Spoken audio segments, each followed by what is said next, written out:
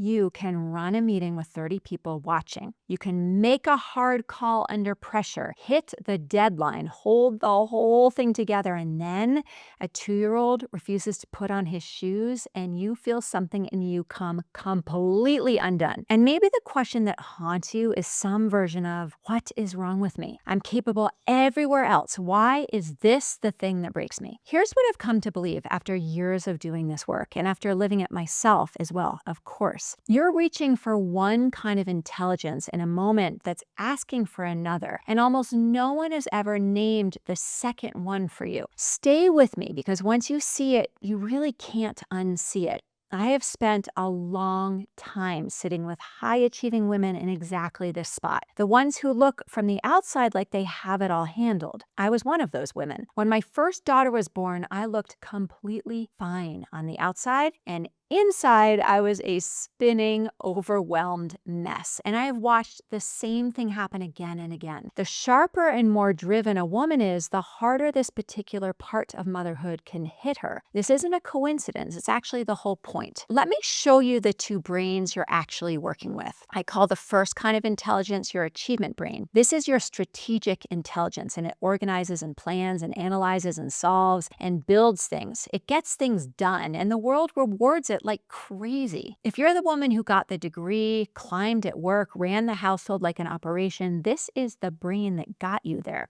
It's genuinely brilliant, and I don't want you to lose it, not a bit of it. It isn't the enemy here. Your achievement brain looks at anything hard and asks one question: how do I fix this? But there's a second kind of intelligence, and most of us were never taught it with anywhere near the same respect. I call it your connection brain. It doesn't organize or solve. It notices, it attunes, it waits. It can sit inside a hard feeling without rushing to fix it. It stays. And your connection brain, your relational intelligence, asks a completely different question. Not, how do I fix this? But what is this moment asking of me? How do I stay? Here's the thing about small children. Most of the time, they don't need your achievement brain. A tantrum isn't a math problem. A kid falling apart at bedtime isn't a system to debug. Those moments are asking for the second brain, the one that can stay in it with them. So if these moments need the second brain, why do we keep grabbing for the first one? Well,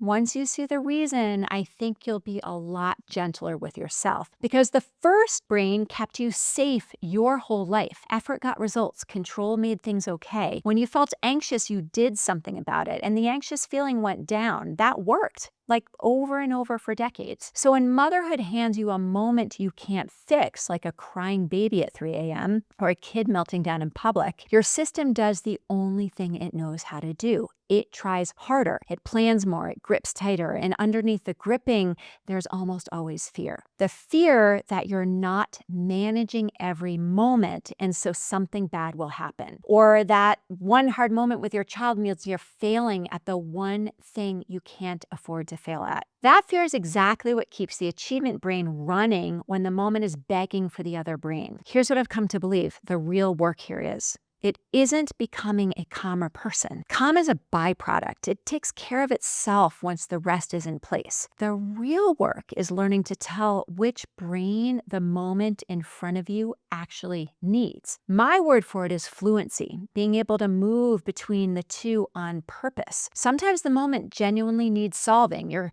kid has a fever, for example, or then you make the appointment, right? That's your achievement brain, and thank goodness for it. And sometimes the moment needs staying. Your child is heartbroken over something that seems small and there's nothing to fix. There's only someone to be with. Real grown-up wisdom is knowing what this moment requires. That's the whole thing, not a better technique. The ability to ask right in the middle of it, does this moment need me to do something, or does it need me to stay? So how do you actually use this? Well, you don't overhaul your personality. You start catching yourself in the moment and asking that one simple question: what does this moment require? That pause, that half second of noticing is the whole skill, because the second you ask it, you're off autopilot. You now get to choose. Sometimes you're going to choose to solve. Sometimes you'll choose to stay. Both are right depending on the moment. Picture the last hard moment with your kid, the meltdown or the standoff, the bedtime that totally came apart. Now imagine that right before you did anything, you asked yourself that question. Does this need me to fix something or does it need me to stay? For a lot of moms, just asking it changes the entire moment. The grip loosens, and your child feels that before you say a single word. And if you can relate to this, there's one more piece I want you to have. I made a video on the #1 reason successful women struggle in motherhood and what to do instead. So go watch that next one. You already have the first kind of intelligence in spades. This is just you growing the second one. And just to be sure you know, this was never about choosing between your ambition and your child. Your child didn't arrive here needing you to give up who you are. They needed you to arrive. The two of them together, moving between them on purpose. That's the whole person finally in the room. Okay? I'll see you in the next video.